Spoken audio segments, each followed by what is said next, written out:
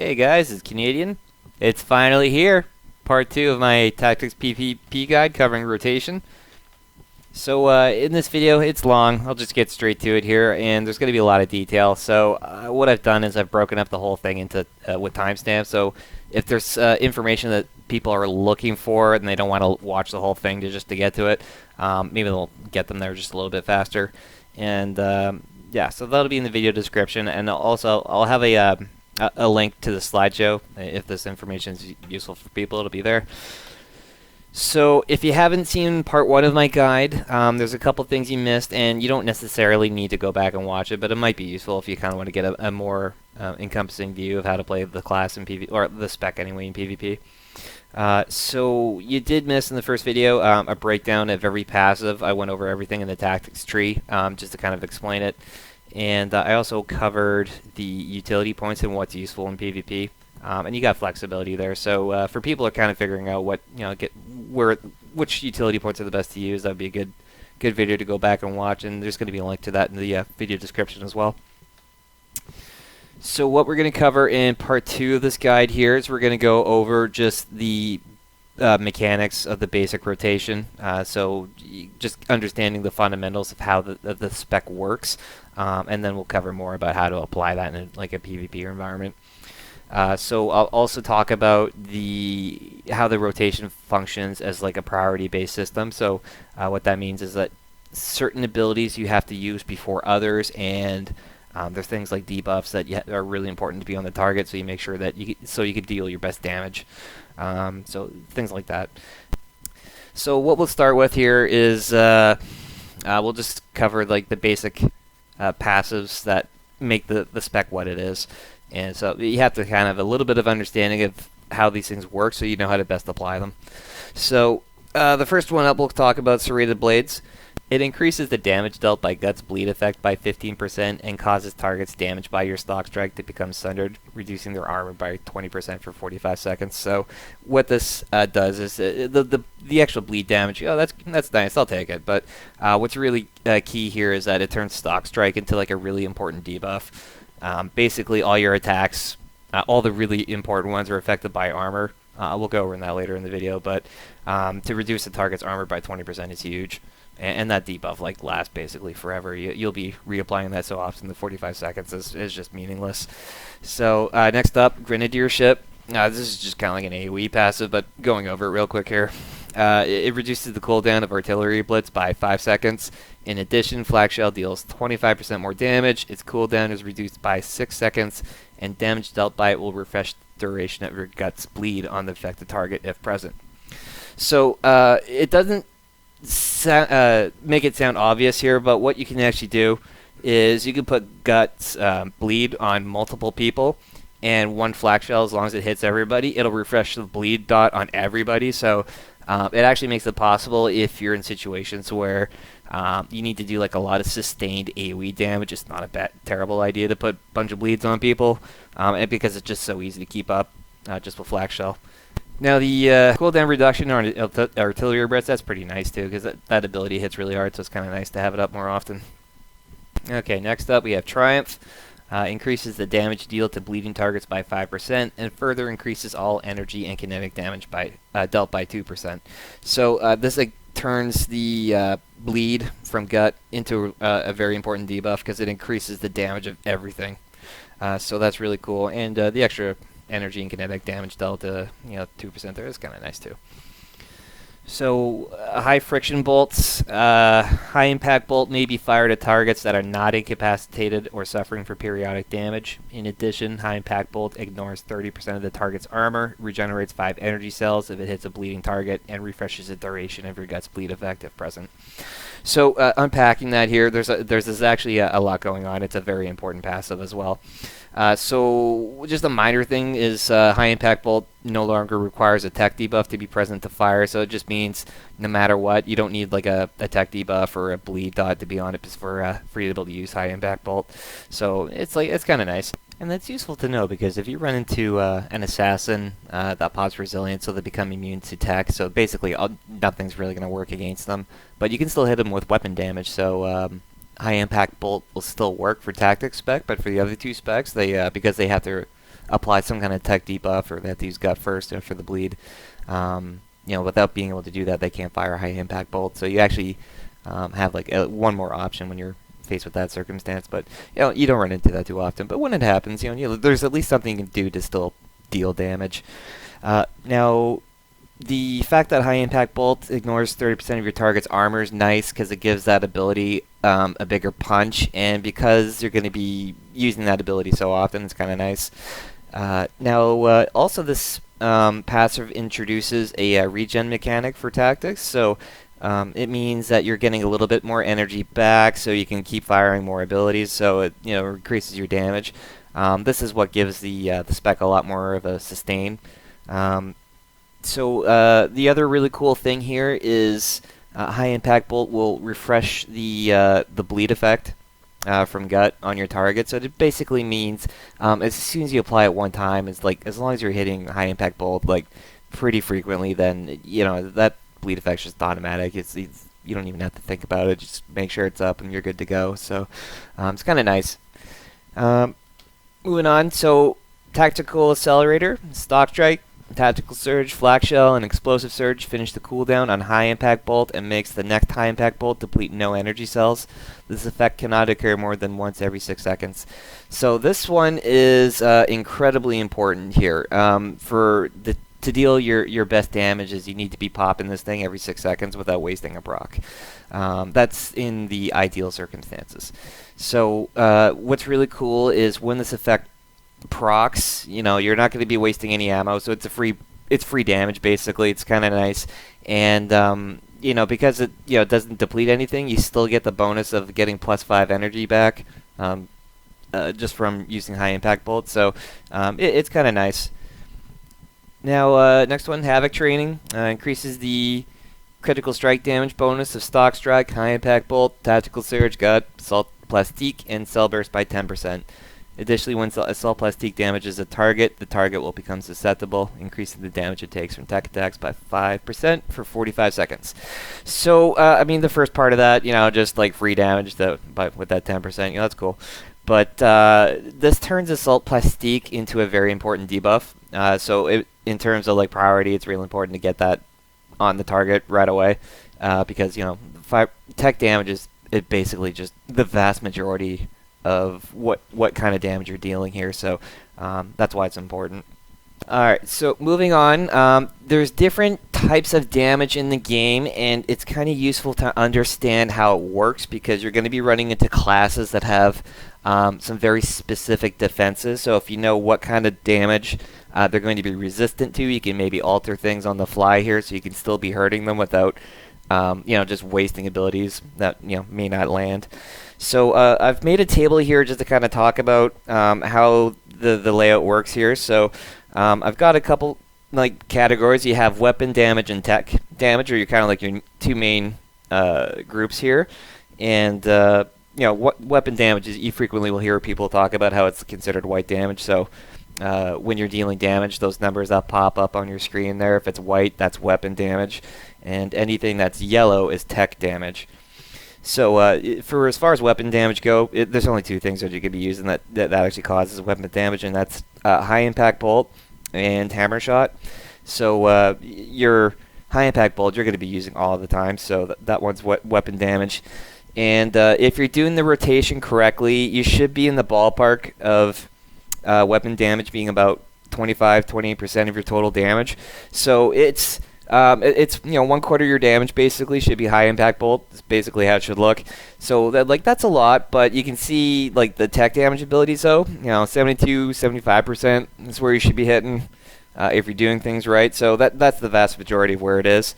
So now as far as tech damage go, you have kinetic and energy, and internal or elemental. So right now, your weapon damage, kinetic, and energy, they're all affected by armor. So if you look, you can see that's pretty much every important ability you have.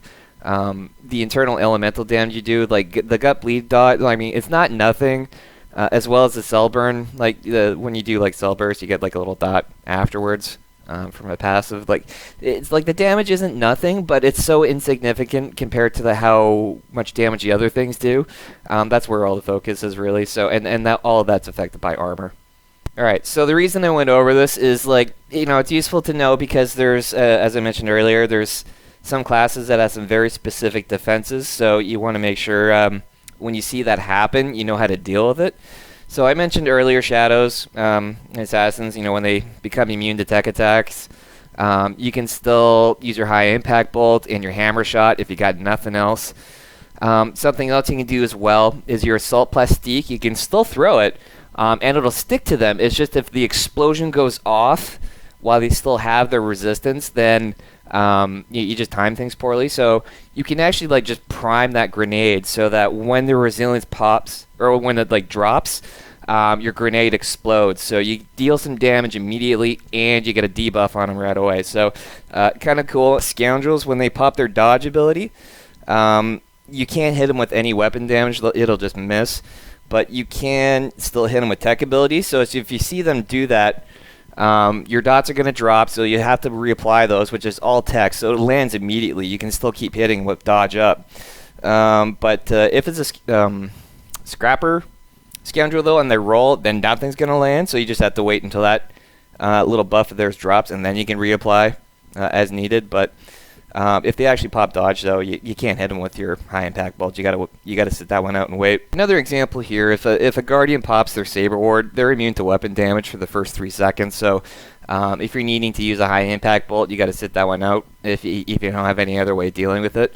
Now, if you see a guardian use that ability, their saber ward, you can stun them, and that removes the protection temporarily. So if you got abilities you want to unload, that's a good time. They can't negate most of it. Now, when they do pop that, it does give them a buff that absorbs 25% of your tech damage. So if you have some nukes lined up, and if their buff is gonna drop relatively soon, you might just want to hold back, or just have things primed. So as soon as that defense drops, that's where your burst can be unloaded. So you can kind of look at how things are progressing. Sometimes you just, if you just need to keep dealing damage despite it being up, so be it. But if you can look at how much time's remaining on their buffs, it's sometimes you can time things, so it's really good. So as I mentioned earlier, pretty much like the bulk of the heaviest hitting attacks for tactics spec, it's all tech damage and affected by armor. So when you're looking at situations where you need to decide, okay, who am I going to attack first? Now, if you have like multiple targets you can pick from, and let's just say ideal conditions, you have like a free choice on what you could be attacking first. If you want to just look at it from a perspective like of math, of just like straight up numbers, classes with light armor, you're going to deal the most damage to.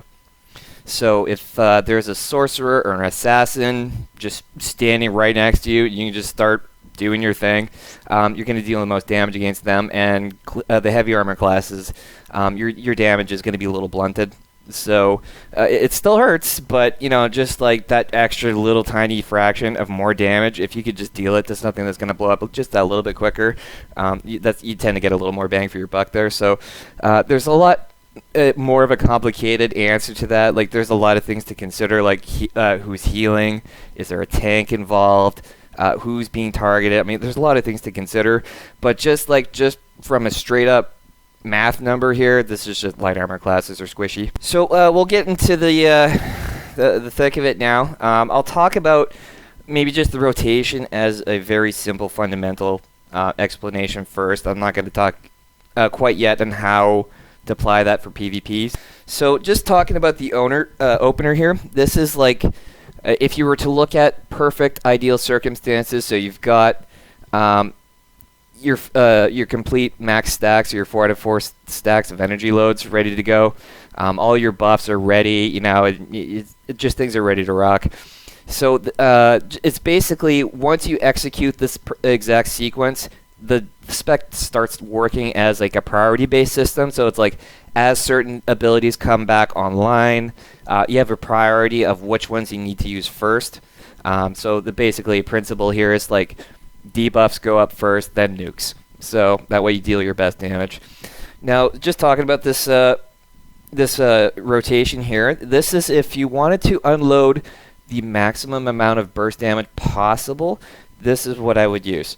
So the reason I would open with Assault Plastique is generally you can use it from range. So that's one factor, and also it takes about 3 seconds before the explosion goes off, so the damage is delayed, and it also introduces that tech debuff as well. So you want to get that on the target quickly, and you just have to throw it first.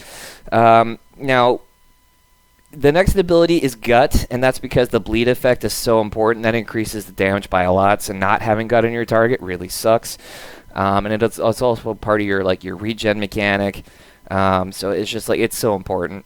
Now, you would sometimes actually use Gut first and then Assault Plastique, because sometimes it's more important to make sure you get the bleed dot on somebody just in case they get away from you and you can't melee range them with that ability, so you kind of miss out. So there's a lot of good reasons for using Gut first, and if you just happen to be there, it's usually a good idea just to Gut first, then Assault Plastique. But if you're at range, though, absolutely Assault Plastique first every time, just because you can throw it from 30 meters.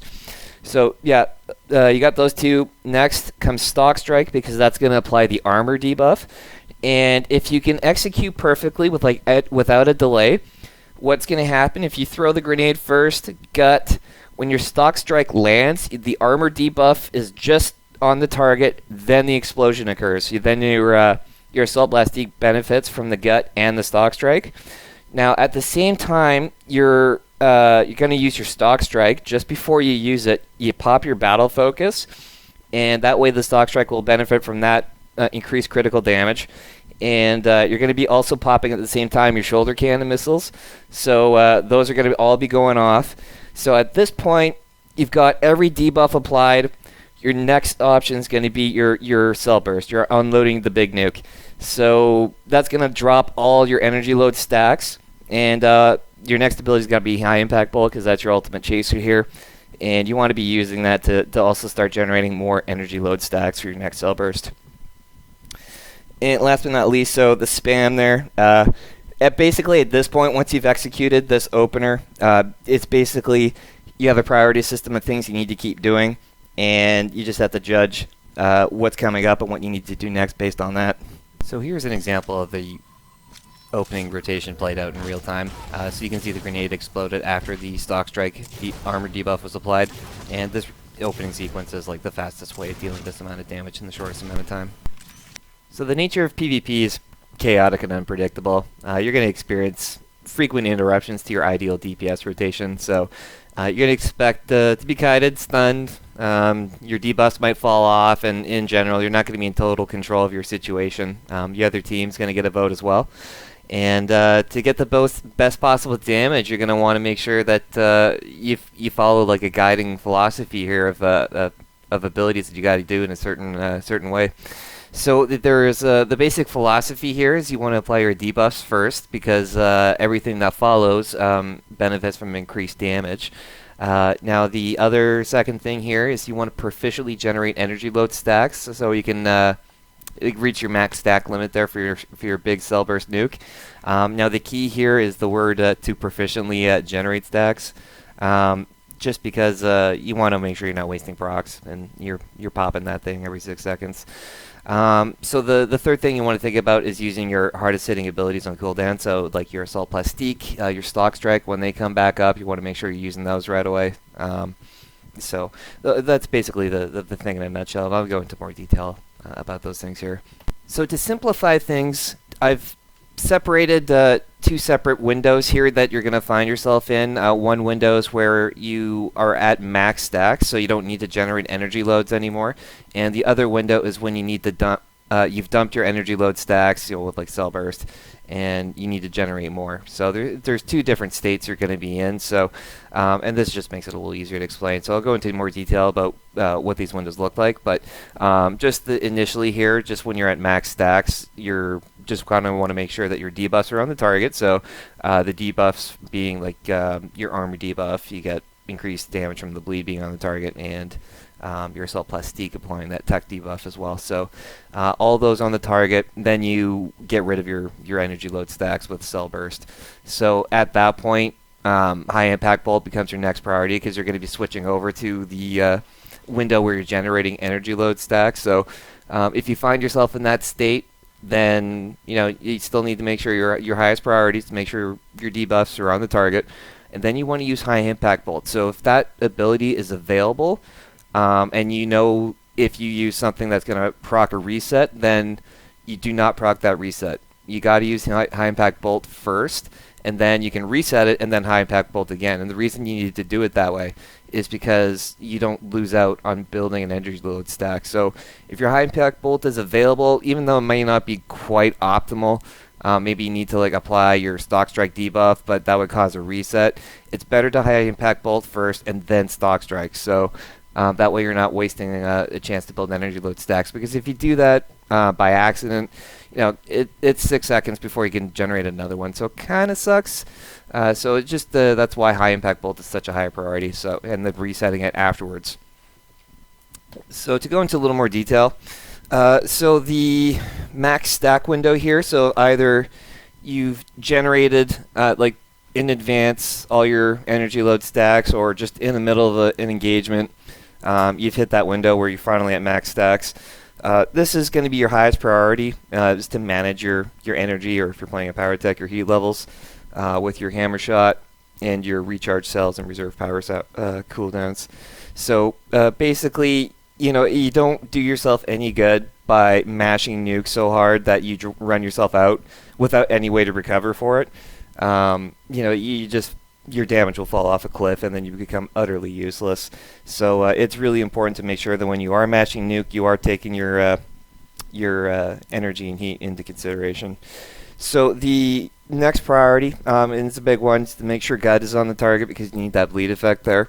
It's so easy to maintain that thing, but it's so easy for sometimes to get wiped off, or it just falls off. Stuff happens, so you always got to make sure gut's on the target.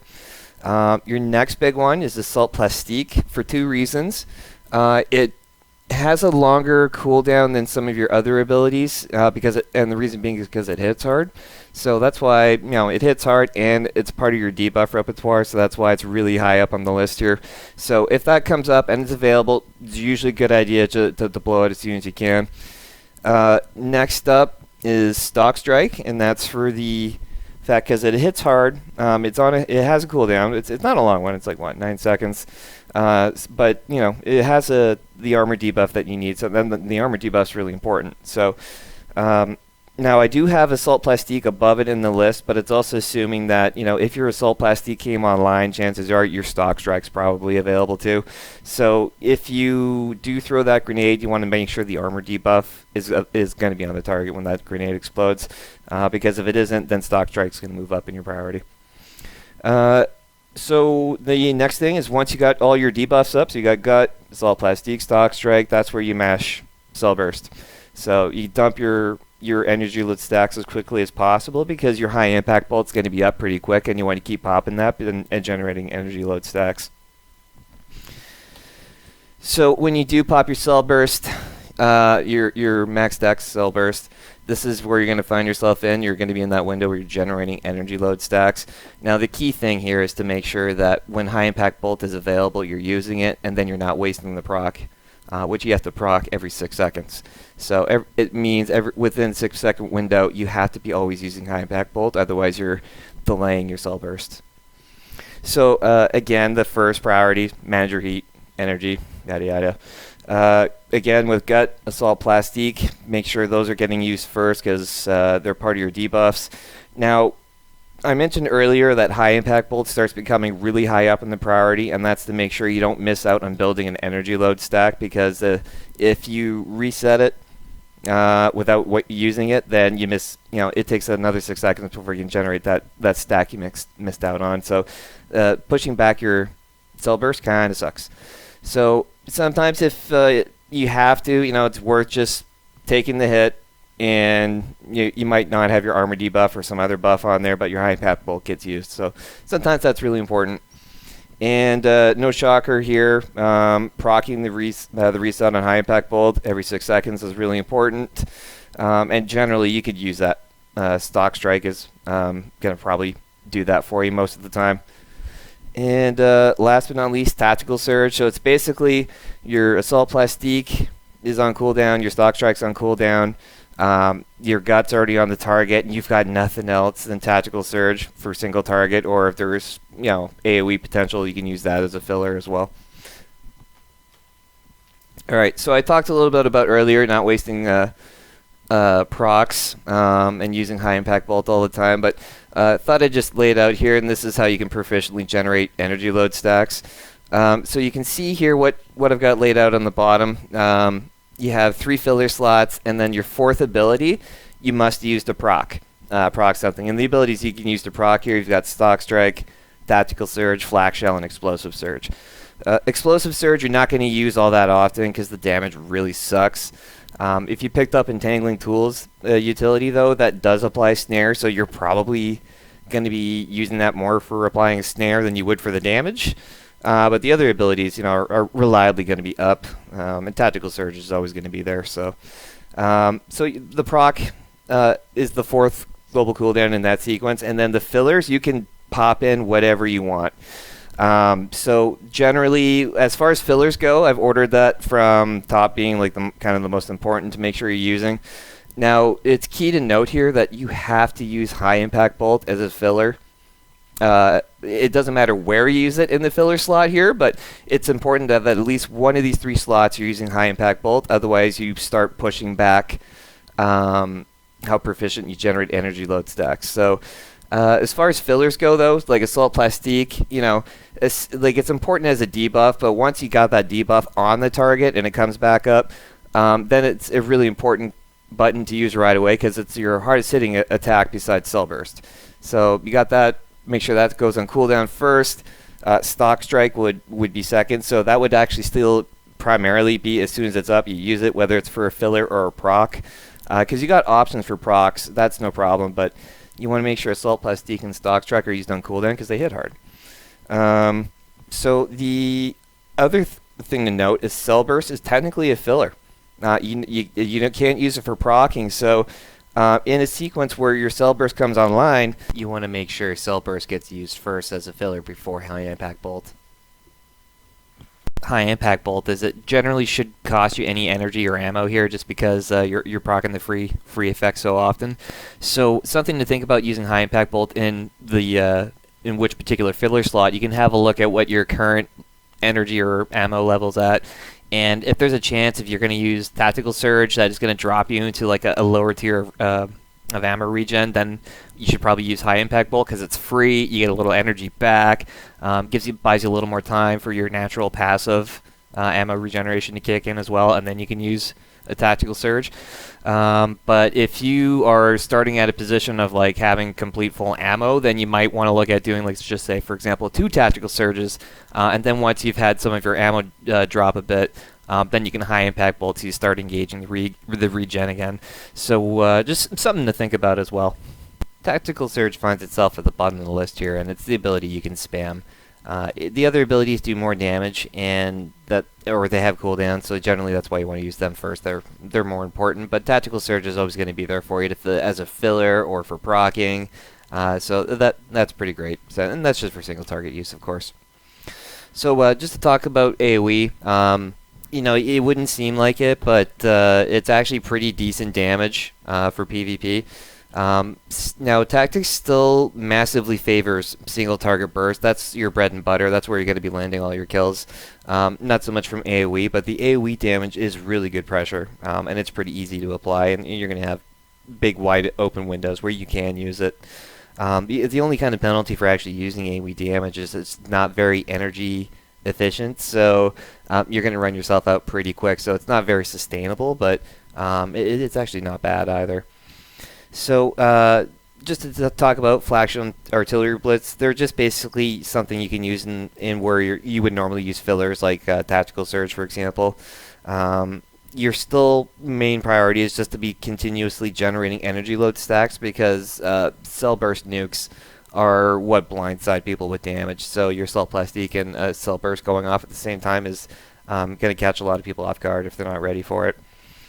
And as I mentioned, AoE abilities can be very ammo intensive, so if you are going to start burning that out, then you need to make sure that you're not overheating or running yourself out of ammo. And I wouldn't start thinking about using AoE unless it's going to hit 3 or more people.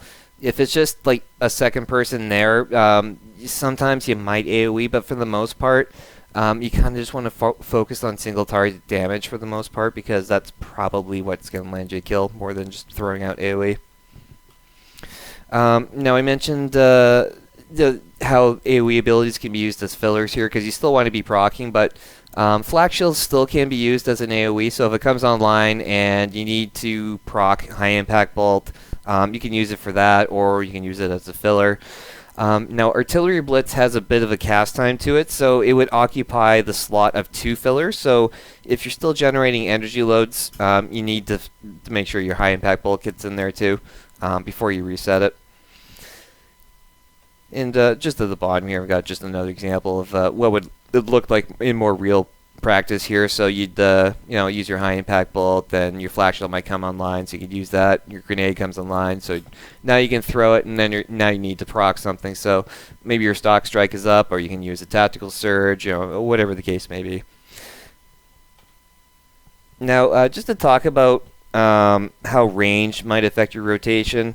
You're going to find, maybe your target is going to switch to something else that's further away, or your target just came within melee range. You might be trying to kite someone, or you're trying to kite away from someone. So range is always going to be a factor. And you're going to find situations where, maybe your stock strike comes online, but to be able to apply it, you have to walk into the middle of 4 melee. It's like, maybe it's not a good idea sometimes. So you're going to find that's going to be a factor. But the main key thing here is, like, no matter what range you're at, you want to use the ability that causes the most amount of damage at the optimal range. So if the only thing you could do at 30 meters is throw assault plastique or use hammer shot, then throw your grenade. And if you got nothing else at that range, then just keep matching hammer shot, because it does a small amount of damage, but you know what? The other alternative is to do nothing. So at least it's something, right? So you're gonna find if you do have that precious window where you can apply 4-meter abilities, like if you haven't put your gut up yet, put it up, because you may not in a second be able to. Same with your stock strike. That's something to consider as well. Is if there's a chance, like if you're fighting a really good lightning sork, and they're going to be kiting you like crazy. So there's a good chance that if you get in melee range, you may want to move stock strike up the priority list, just because you know they're going to sprint away from you. That thing's up so quick, or they'll stun you as soon as you get close. So you may be denied the window, and they'll just be running off. So sometimes that priority and just the range alone can alter your rotation. So it's just something to think about. And you'll find some classes, like I use in my examples here, like another one is snipers inside their ballistic shield. You have ranged abilities that you might be able to use on the edges of their shield, so they don't benefit from you standing inside of it. So things like that, you may alter your rotation slightly. So I'll talk about the powerlode tactical here, just because it's quite radical what it does to your rotation here, and it's a pretty interesting one to talk about as well. Now this tactical is just so powerful. It's like the no-brainer for PvP here, just because the burst is incredible. Now I'm not going to be shocked if in the future this thing sees some kind of balance in the future, because right now I'd say it's like, as I said, a no-brainer. It's just probably a little too good. So we'll see. But for now, what it seems to me is that this has no internal rate limit at all, so it seems like it's only limited by how often you're getting crit. Now it is possible to get yourself in a situation where you pop your power yield and you can start independently generating energy load stacks when people hit you, that you can get this thing proccing so often. You can be popping people with max stack cell bursts every other global cooldown. So you could do like fire high impact bolt, bam, you're at max stacks, fire cell burst. You could throw your grenade, bam, you're at max cell burst again. So you just keep popping it over and over and over. And In normal circumstances, you know, it takes you 6 seconds to generate a high impact bolt you can fire to generate an entry load stack. So you need 4 stacks, and it takes you 6 seconds per stack. So it's like, you know, it's normally cell burst. You're not popping that thing very often, and that's how it's balanced. But if you're popping this thing every other global cooldown, holy crap. Yeah, I don't know if that's supposed to happen, but for now, it's pretty sweet. So you can actually get to a point where cell burst becomes like the ultimate priority, just because when you're in that window where you can be generating energy load stacks completely independently of your whatever you're doing. Like, you sometimes may not need to generate your own stacks. It's happening that quick sometimes. So that's where dumping the stacks becomes like the ultimate priority, because if you don't dump it right away, your max stacks, then you're missing out on more procs. Now, it might seem really incredible that you can be using cell burst so often, but the amount of times you will actually see yourself hitting something like that are very rare. Usually because it involves like 2 or more likely 3 or 4 people hitting you all at the same time. And that's not like usually a winning recipe here. So yeah, it might be proccing a lot, but it's going to be very short-lived in most cases. So sometimes you can get to a point where maybe just 2 people focusing you for a while would maybe put you in that slot where it's proccing, maybe not every other global cooldown, but it's proccing pretty often, maybe every 3rd or 4th. So it is possible to get there, but the hardest thing with this is judging how often you're getting hit. So that's sometimes a difficult thing to track. So generally, as a general rule, you can think maybe like 1 or 2 people that put a bunch of dots on you, that thing's going to be proccing a lot. So you're going to be finding dumping your stacks is going to be a higher priority. But if you have 1 person and they're stunned, so they can't hit you, then it's obviously not going to be proccing at all. So you know, maybe you'll put like less of a priority on cell burst. So it can like rapidly change, you know, and it's very dynamic where you're going to be at. So sometimes just tracking how often this thing's going to be proccing, it's not always easy. So I just thought I'd maybe talk about it, just so, you know, people have an idea of kind of wrapping around how to best use this thing, because it can vary quite radically based on what you're running into and if you're getting hit. So as I mentioned, you know, dumping your cell burst stacks is the key thing here, but you still need the debuffs to be on the target. So you get those out of the way and then just keep mashing nuke. So after you are at max stacks, you got to dump it, and then you use your high impact bolt, and then just after that, if you don't need to cell burst again, then whatever's going to reset your high impact bolt becomes your next priority. And chances are your cell burst is probably going to pop up again after that. So after that point, any other ability, you know, is basically a priority. So that's just during this window where you've popped power yield, you're getting hit, and you're getting crit pretty often. So it's like, it's not a good situation like for you if you're getting hit a lot, but it does punish the other player who's tunneling you, because they get hit a lot harder. That's for sure. Alright, so I will talk about stuns because they do have a spot in the rotation here, and it is going to vary wildly when you use these things. It takes a lot of experience and good judgment to know when to best use them. So I'll just talk a little about some good situations you'll find yourself in where it's a good idea to start throwing out stuns.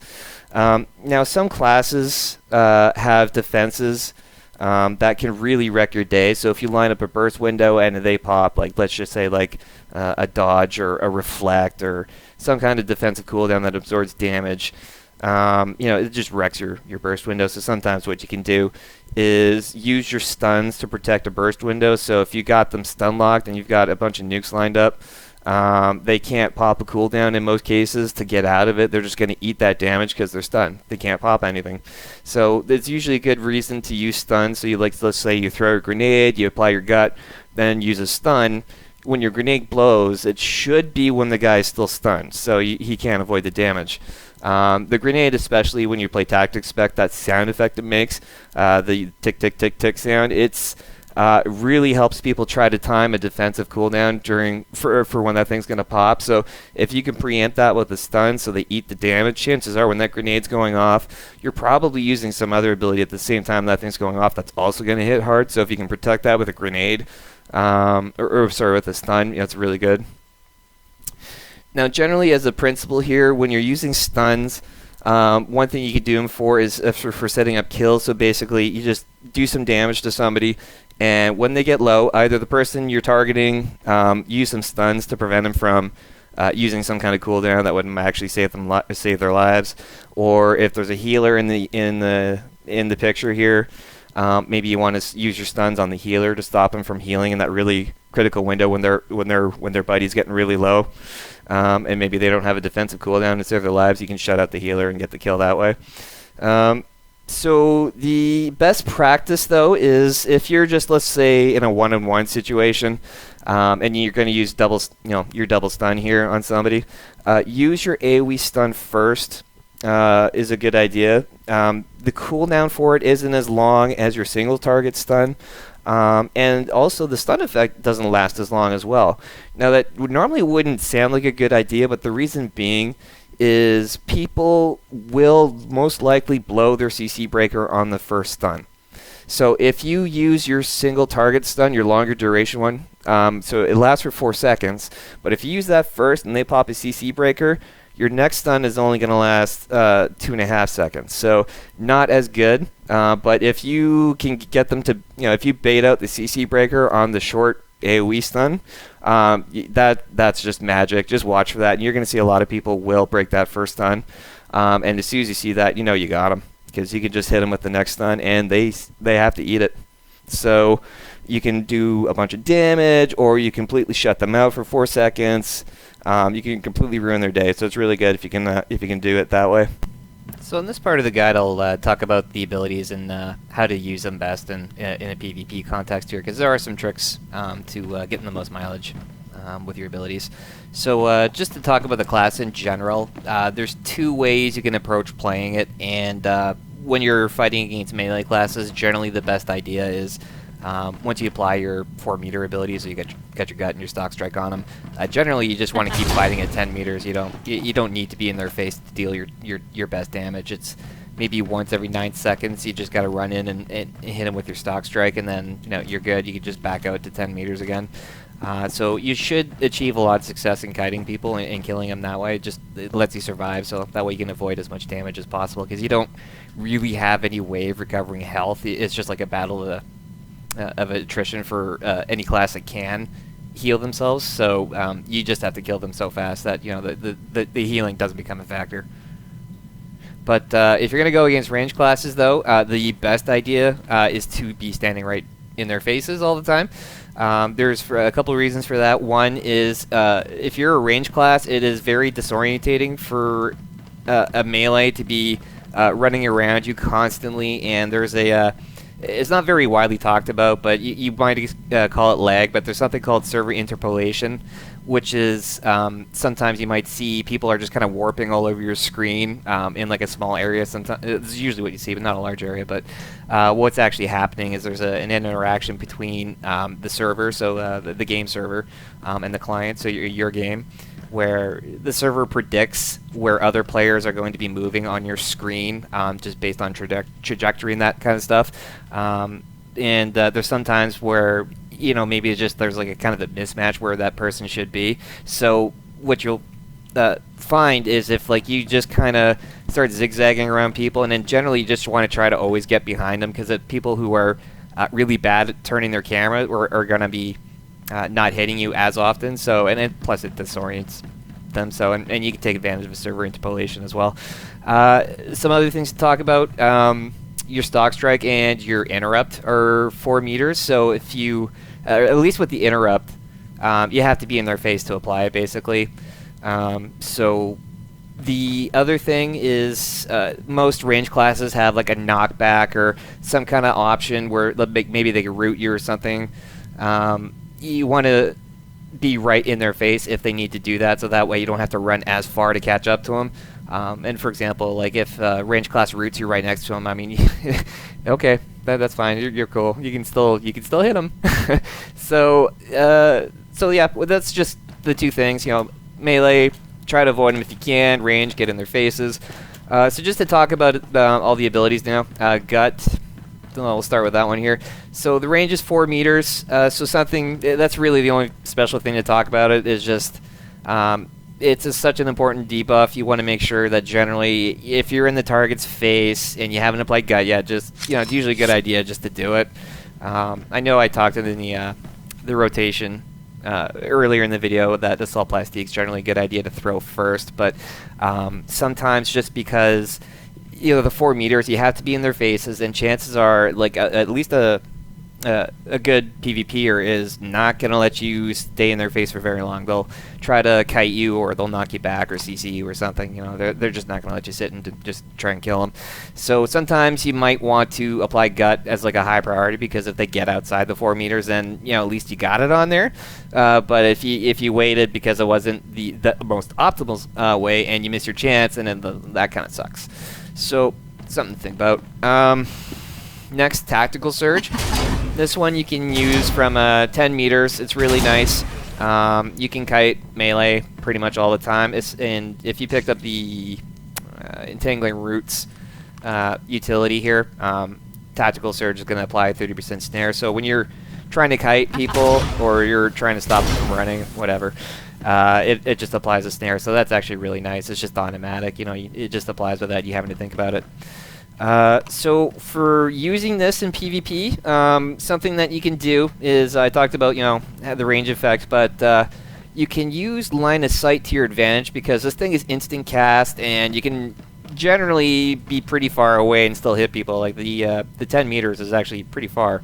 So as an example, if I wanted to kill training dummy here, I could use these crates as line of sight, and when I'm spamming my tactical surge, once they attack, I can hide behind line of sight so they can't retaliate, and then when my ability comes off the global cooldown, and I can fire it again, I poke my head out just briefly, just to fire it, and then I hide again, so that way, if they're trying to cast an ability on me, for example, it'll interrupt and stop the cast, because, they don't have line of sight anymore behind the crate. So it'll look like something like this.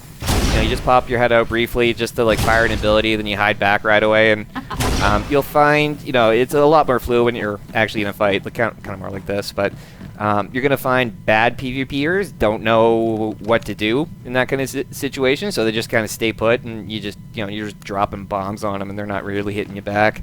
The more experienced PvPers are going to see right through your shenanigans, and they're going to get a good position, so they'll cut off whatever you're trying to use as line of sight, or they'll stop you from, they'll try and stun you or whatever. So they should recognize pretty quick what you're trying to do and try to counteract it.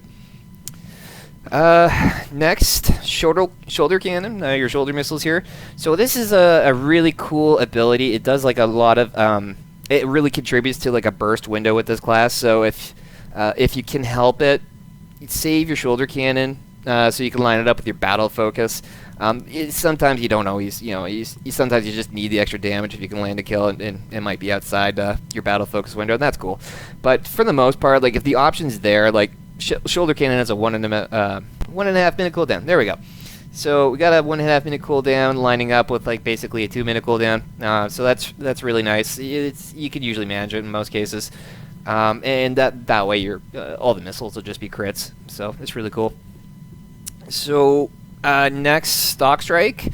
I talked about how important this is as part of your rotation earlier, but the thing that applies for PvP here is, I talked about you wanting to fight at range so you can avoid damage, but all you need to do when your stock strike is about to come on, you're about to be able to use it, it comes off cooldown, you want to just get to the very edge of 4 meters, hit your ability, this is the edge here. You could get a little closer and then use it, but ideally, especially versus a melee class, you just want to get just a hair inside the 4 meters, hit the ability, and then run back out, because the goal is to avoid as much damage as possible. So assault plastique. In PvE, it's not very forgivable that you're going to be using this ability without debuffs being out there first, but the nature of PvP is such that if you're using more high damage abilities than the other person is, guess who wins that fight? So if all you got at 30 meters is just to throw your grenade, and then you can make your way to the target, so be it. That's usually the best approach, is to not use your charge or anything like that. But if you're at 30 meters, just chuck a grenade, because it hits hard, and it's up so frequently, so fast, that your next grenade, by the time it's up, it's gonna be fully benefiting from all the debuffs you've had a chance to apply. So, you know, don't feel too bad about throwing that one out there.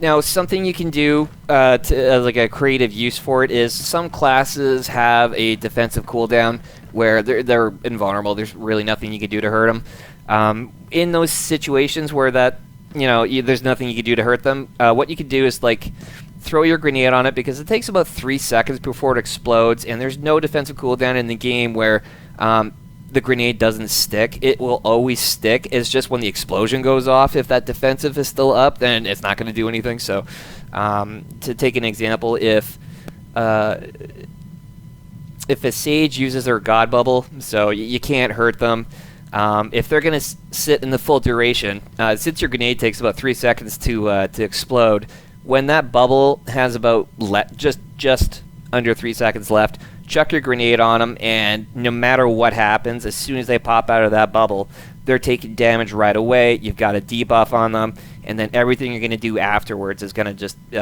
just be a little better. So, and it's totally cool just to use your grenade against other classes, like a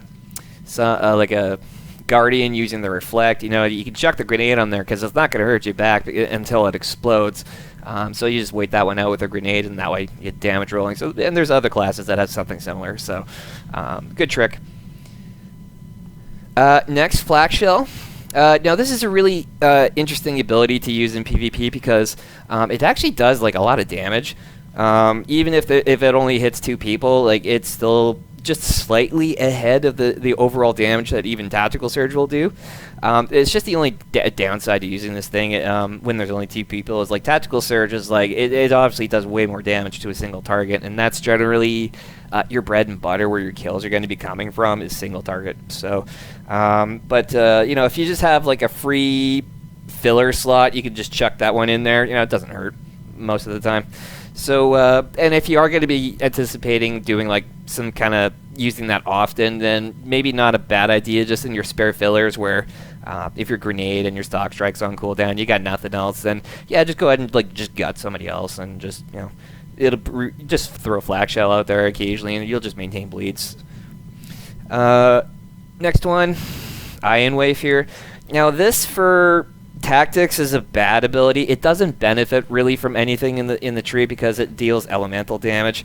This is more of it like a plasma tech thing. So for Tactics, this is just more or less for the lulls. Like if it just happens that the other team, like all like 8 people are just standing, it's just in like a big ball, okay, maybe you might push that button then, but for the most part, this does so little damage, and it's very expensive energy-wise. It's generally not worth using. You got way better nukes to hit than that one, so you're not going to be so desperate you need to use this, but just in those rare moments where just the whole team seems to be clumping up perfectly, it's like, oh, okay, why not? So, next one I'll talk about, Recharge Cells. This is a really great cooldown for a couple of reasons. It's going to be pretty easy in PvP to just start mashing nuke non-stop, maybe chucking some AoE out there, trying to kill people, and then your energy just runs out pretty quick here. So you will occasionally experience dry spells, and in those moments, or maybe sometimes you do it deliberately where you run yourself out, you can pop this and totally recover. It gives you a jail-free card. Because if you don't have this ability available and you run yourself out, it takes a long time to hammer your way back to like some kind of positive energy regain. So it's gonna save your bacon if this is up, and you got to be very careful when it isn't up to make sure you don't overheat or run out of ammo. So Explosive Surge, this one really sucks for Tactics, just like damage wise, because the damage is all elemental, so it doesn't benefit at all from anything in the Tactics tree. So the only reason you would realistically use this in PvP right now is if you picked up Entangling Tools, the utility that applies a snare. So Explosive Surge actually becomes a pretty decent way to apply an AoE snare, which is useful for situations where you want to provide some peels for your teammates, or some war zones will have objectives that the other team have to get to, and if you can slow them down trying to get there, you know, that just buys you more time and it helps out. So there is a reason to keep it on your bars, but you're not going to be contributing to killing anybody by spamming that for damage. If you look at the damage of like explosive surge versus, let's just like say cell burst. It's like, which button would you rather push? So yeah, you could almost take this one off your bar. It's just for the snare. So reserve power cell. This cooldown is relatively short, so you can be pretty liberal about spamming this one when it comes up cooldown. Generally, the best practice, if you're gonna make an ability cost nothing, the best thing to spend it on is probably Cell Burst, because it's the most expensive ability you're gonna be using all the time. Now, if you don't have Cell Burst up and you're gonna want to use it to for something else, and generally everything has pretty much like the same energy cost. So there's a lot of abilities that cost 15 energy. So if you're gonna use it on something, that would be the next best thing, is anything that costs 15 energy.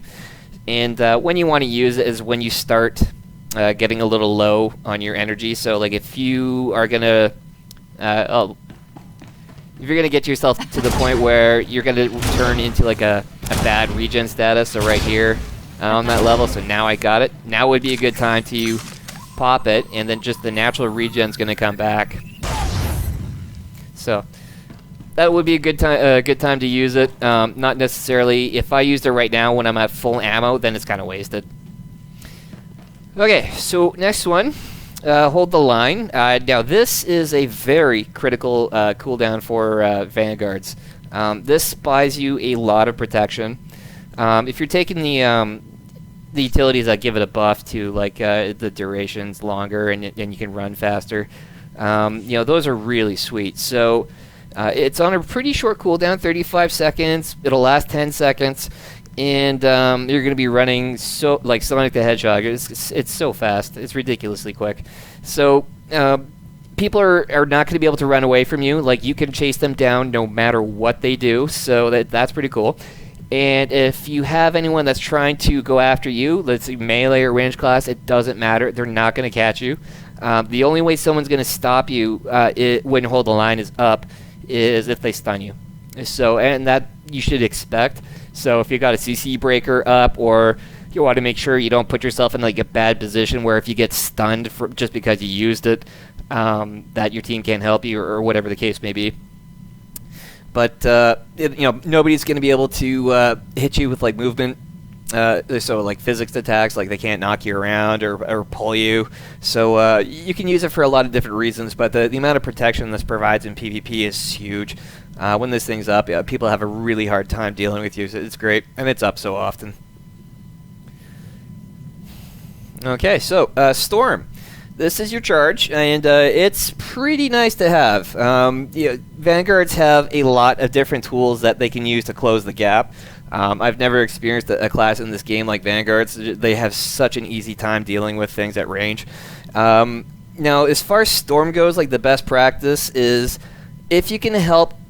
If you don't want to use it right off the hop, you want to keep that one in your back pocket. So if something does get away from you, you have a way of closing the gap. Just that one more option.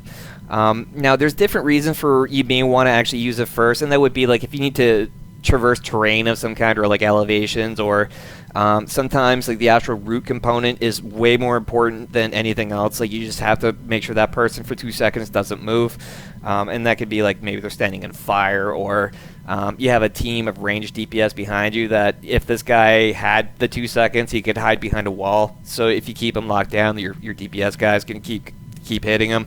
So sometimes there's a good reason for wanting to use it first, but generally in most cases you could probably just safely keep this one in your back pocket. And for example, if I'm far away from target dummy here and I want to go attack him, I can run at him from a distance, throw my grenade, and when I get a little closer, start doing my shtick. And if he gets away from me, then I have the option where I can storm, or I've got my grapple, whatever the case is. So yeah, if you can, keep it in your back pocket.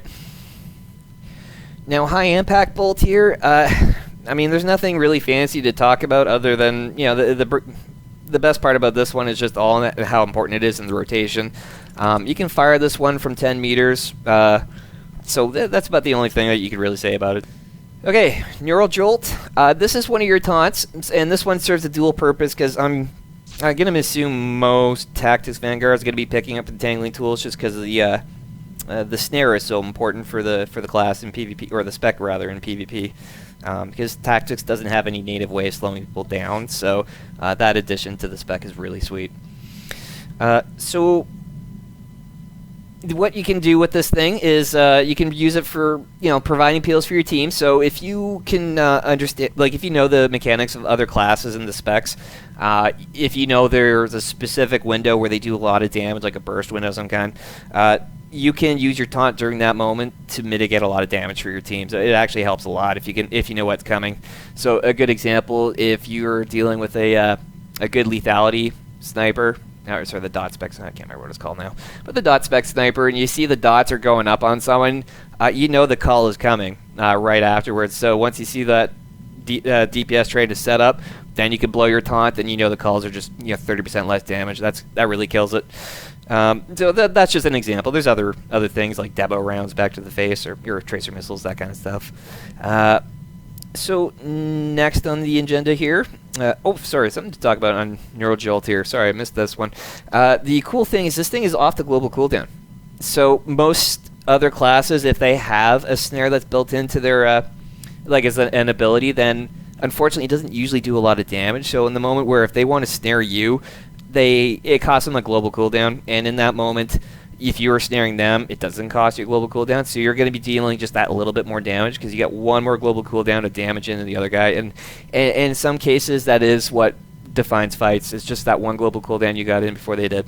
So it's kind of sweet. It's off the global cooldown. This thing's got a very short cooldown, 15 seconds, so you can be pretty liberal about spamming this one, and is a good, if you're using it as a snare, it's usually a good idea to spam the snare first and stop people from trying to get away from you, and then if they do manage it, then okay, then you can pop longer cooldown like your storm. That's a 12-second cooldown. So that's another good option. Or your harpoon has a pretty short cooldown as well. So you got choices.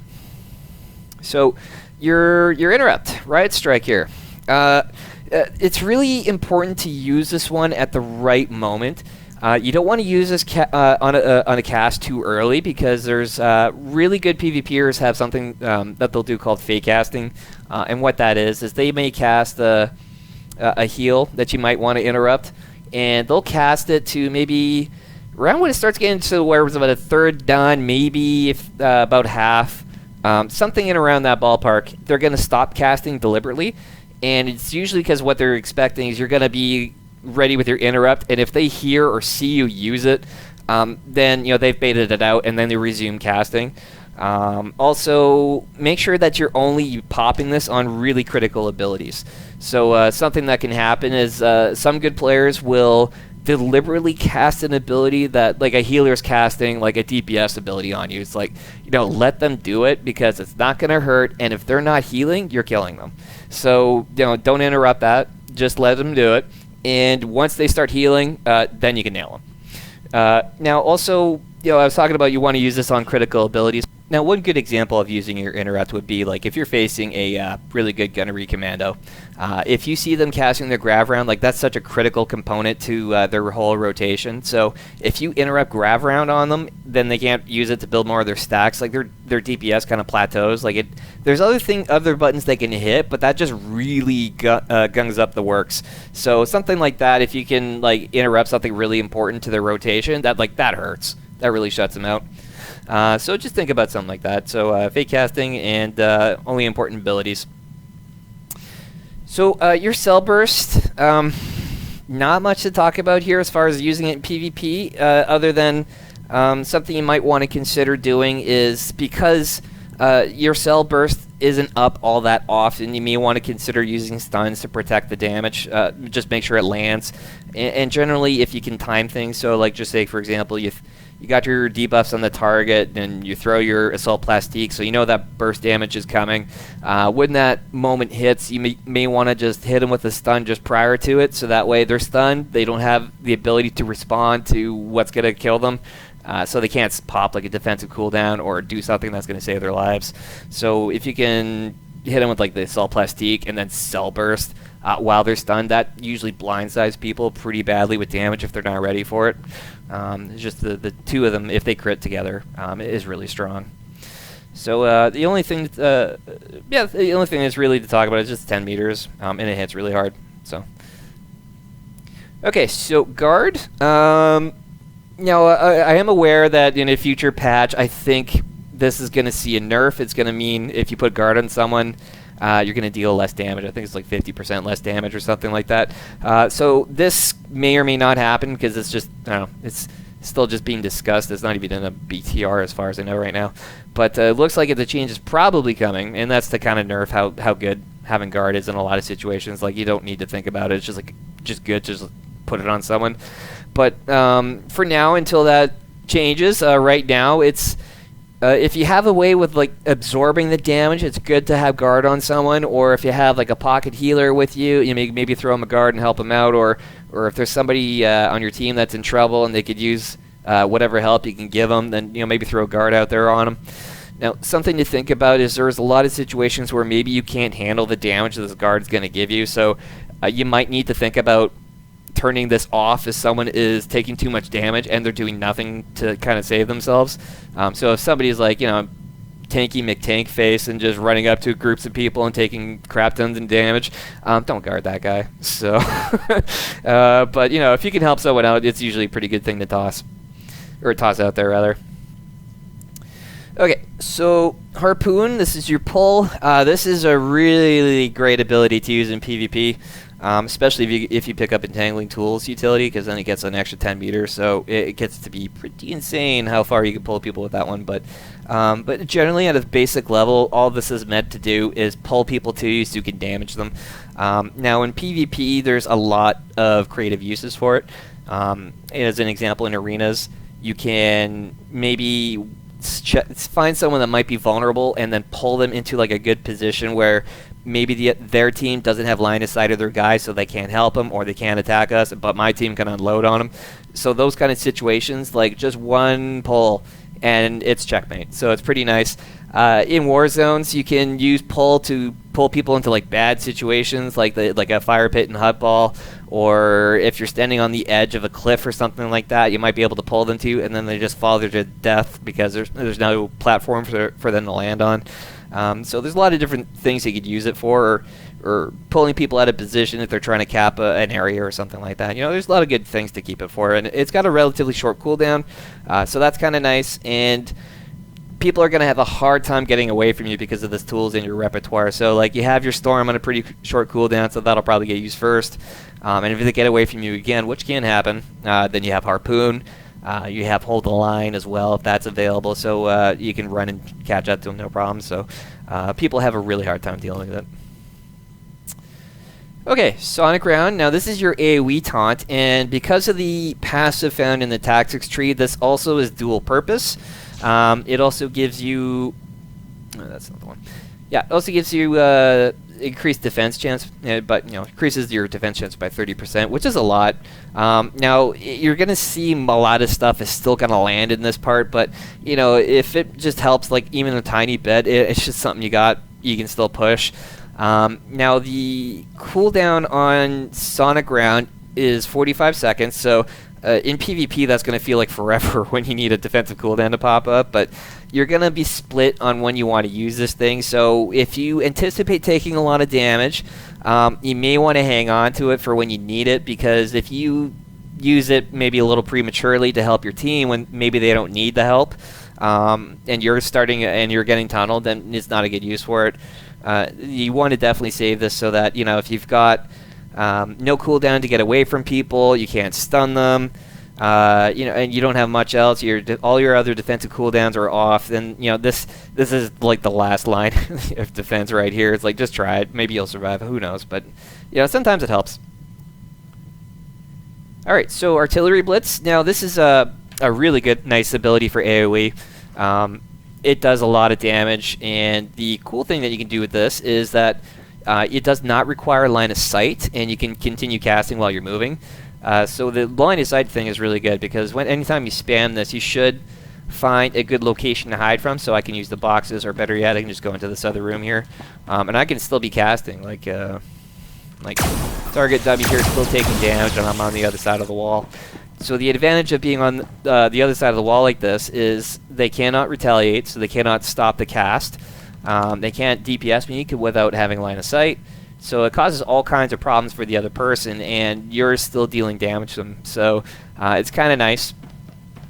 And yeah, you definitely, anytime you're using that ability, just find some kind of like nook or cranny just to hide in, because what you'll find is, like, if you don't, like, this animation is big and flashy, and people are definitely going to notice you're using it. So if you're standing next to someone and you're using this thing, like, expect that it's going to get occasionally interrupted, like they'll knock you back or whatever. But if you're just hiding behind a wall like this, like, there's nothing they can do. So it just guarantees you're always doing that damage. Okay, stealth scan. Now, there's a couple things to talk about here. Now, generally, you're not going to get great result if your reaction speed with this one sucks. What you want to think about is if you're fighting a stealth class in a fight, and let's just say, like, their health is starting to get low, at that moment you can start wondering when, you know, they're going to start to vanish. Like, if it's up, they're likely going to vanish at some point when they feel the heat's too hot in the kitchen. So if that comes, you know, just be really fast at just using stealth scan. The very second they vanish, right on the spot they vanished. In most cases, they will, you know, haven't gotten out of the area that quick. So if you're really fast, like within, like, you know, let's say like half a second or something like that, then you might be able to catch them. And now the next best thing is, let's just assume I'm fighting a scoundrel in this room here, and they vanish on me. The best place to put the stealth scan, if I'm not fast, would be to do something like this. So, like, if they want to leave this room, which is probably what they want to do, because they're going to want to leave the area and heal up, and they want to do so unseen. So if they can't heal up in this room, because I'll see them and stop it, so they have to leave the room and then go somewhere else. So if you can anticipate where they might try to exit from, the next best thing, if you can't catch them in the vanish, is to put it in a position where they're going to have to run through it. Now, when you don't need it to reveal a vanish, there's like some war zones where it might be a good idea. If you know there's stealthers on the other team, and let's just say, like, you know, you see like two assassins on their team just died, and they got to respawn. What you want to do is, like, if you just happen to be in the area where they respawn, you can just drop your stealth scan in the area where they have to drop off into, and you're going to find two things are going to happen. One is they're not going to drop. They're going to sit and wait for that thing to disappear before they drop down. So you delay them for a while, and that's always great. But the other thing that happens is they just don't even think about it, or they just don't care. They'll drop right into it and get revealed immediately. So then that way you can, you know, do what you got to do. But for the most part, you got to be very quick with this ability, and sometimes very creative to get the most use out of it. So I'll talk a little bit about the defensive cooldowns that Tactics has at its disposal here. So first one up, Tenacity. This is your CC breaker. It's pretty sweet. It normally has a 2-minute cooldown, but if you picked up the Iron Will passive, it'll give you an extra 30 seconds off that, which if you're fighting a lot, this is going to give you a lot of mileage. It's actually a really nice utility. But basically, if you can, you generally don't want to blow this the first time you get CC'd. So if somebody stuns you, and you blow your CC breaker really fast, just maybe being a little too aggressive, a really good PvPer, if they see that, if you blow your CC right off the hop, then yeah, they're just going to hit you with the next CC. So if you get stunned for 4 seconds and blow it right away, then they might hit you with like an 8-second CC after that, and then you just eat it. You kind of wasted your CC breaker. So if the better use of that would be like to eat the stun, you know, just suck it up. And when you come out of it, if you get hit with more CC, then use your CC breaker, and you're at full resolve, no more CCs coming your way, and you have a relatively long window where you can do whatever you want.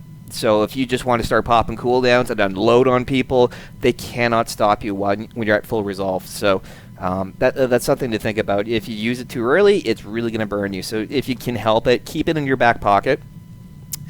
Now, something to think about is you are going to be vulnerable in moments where you get double stunned. So if you're facing a class that can hit you with 2 stuns, or maybe there's 2 people that together they can chain their stuns and hit you.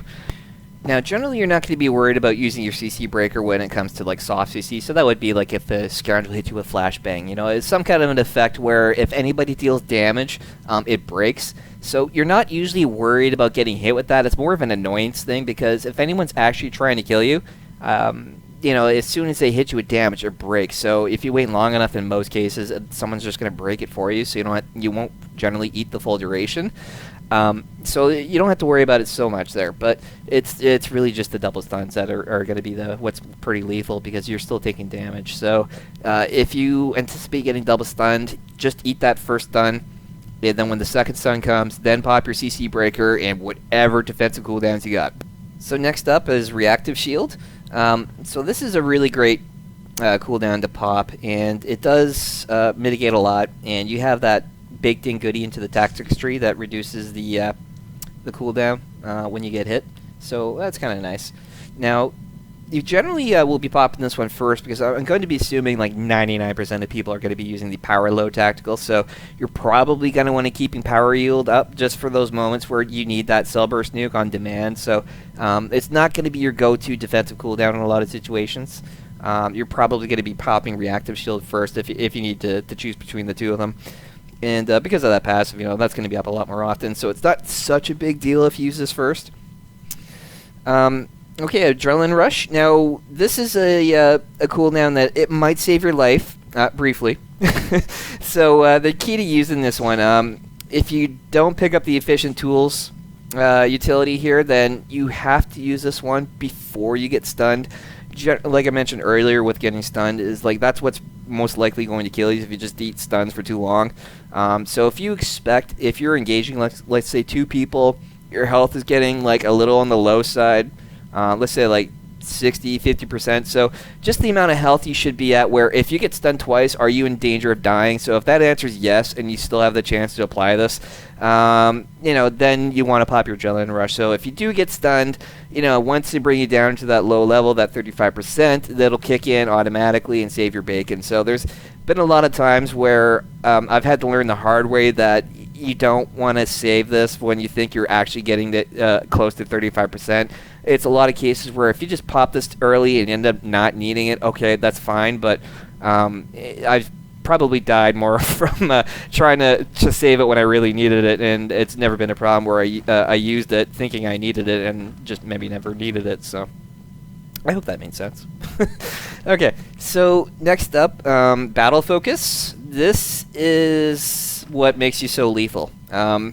The amount of crit you get here is huge, and it lasts forever. Like 15 seconds is great. That's really going to let you blow people up. Now, the thing to consider, though, is really good PvPers understand the mechanics of your spec quite well. They will have experienced the receiving end of a tactics Vanguard many times, and they're quite aware of what you're going to be doing to kill them. So when you pop Battle Focus, generally the best time to use it is if you're at full resolve, because then you can kind of guarantee you have a window where you can do whatever you want and they can't stop you. So you can just absolutely unload on people. The next best situation to pop this thing is if you maybe let's just get hit with like a little CC and your resolve bar is about halfway. Then you can pop this, and if someone tries to shut you down with CC, hopefully your CC breaker's up, or maybe the CC isn't too long, and then you can still benefit from the full duration of Battle Focus. The absolute worst situation is you pop this thing early, a good PvPer sees what you did, stuns you, and then hits you with like an 8-second CC afterwards, and you're in a complete Battle Focus window, gets wrecked. So there are good and bad times to use it. There could be an argument for for even blowing it early if you think you can protect it. So just something to think about is people who are aware of this cooldown and they do know how to shut you out. Okay, so power yield. Now this is kind of like a dual purpose for tactics right now, because I'm making the assumption people are going to be using the powerlode tactical here, and that's the tactical that gives cell burst, like the guaranteed crit. So you're going to be using this for dual purpose. Generally, I find myself saving it because I want to save it for the burst. But if you need to use it in defensive situations, there's been times where I've had to learn a hard lesson where maybe I'm trying to save power yield for like moments where I want the nuke, but I really need to pop it because I'm taking a lot of damage. And I've sometimes let myself get too low before I actually popped it as a defensive, and that's kind of a mistake I've learned to correct. And I've learned to sacrifice the cell burst nuke if I am taking a lot of damage. It's irrelevant if the nuke is available because I'm not going to be alive to deliver it, basically. So that's where like you pop it for purely for defensive reasons in that case. But I find myself really hanging on this one, and when I've got like a burst window lined up on someone, then I'll probably use it just for the cell burst nuke. And I don't care so much about the defensive aspect of it because the other person's dead. There's nothing to be defensive about.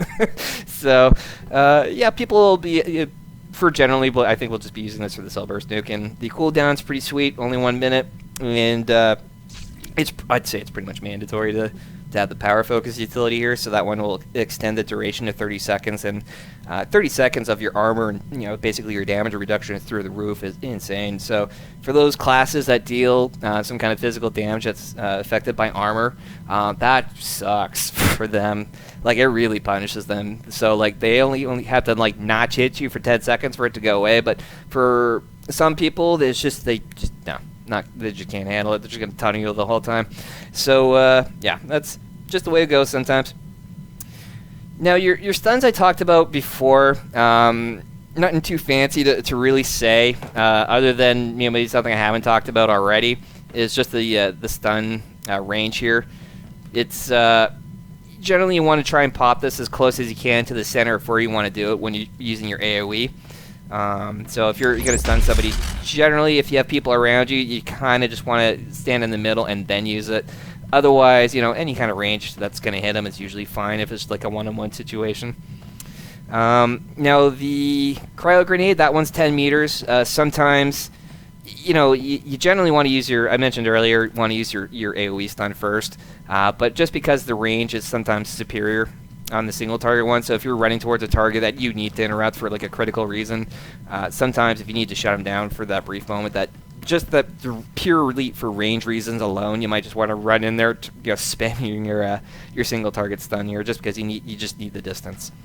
Welcome to the end of the video. I apologize it was a long one, but I wanted to include a lot of detail, and I figured it would be useful for people to have context about how the spec works and maybe how you apply it in PvP. So I had plans to try and actually introduce even more stuff into it, even more detail, but I'm realizing this video is getting a little long for a lot of people here. They just want the quick and dirty answer. What do I do that's best? So I mean, PvP can get really complicated. There's a lot of dynamics in what other classes can do and whatnot that you interact with. So there is a lot to talk about, but then it just makes for like an incredibly long video. I actually had plans to do some fancy pants editing in this one if I could figure out how to do it. I also wanted to include footage of me playing in PvP here just so you could see some of the ideas I'm talking about working in practice. But yeah, that just never materialized. It just takes way too much time. And in part 3, I'm going to be covering gearing and tacticals, and that's if I actually get around to making that video. I haven't been playing this game in a month, and I'm kind of losing interest in wanting to make these kind of videos for now. So we'll see if that one comes back. If it doesn't, then I'd suggest if people want to just learn how to gear their character for tactics spec, the good news is you could probably just go back and watch my Plasma Tech gearing guide, and that would be pretty much like 90% applicable to tactics spec, because like the gearing is just basically the same. So you can get away with that one there. And I just want to thank everybody for their support. I know this was a long time coming, so I hope the wait was worth it for people. And just as a reminder, the information in this guide was only current to the most recent patch that I could download and play. So if there's any changes that happen in the future, just take that into consideration while watching this video. Thanks again, guys.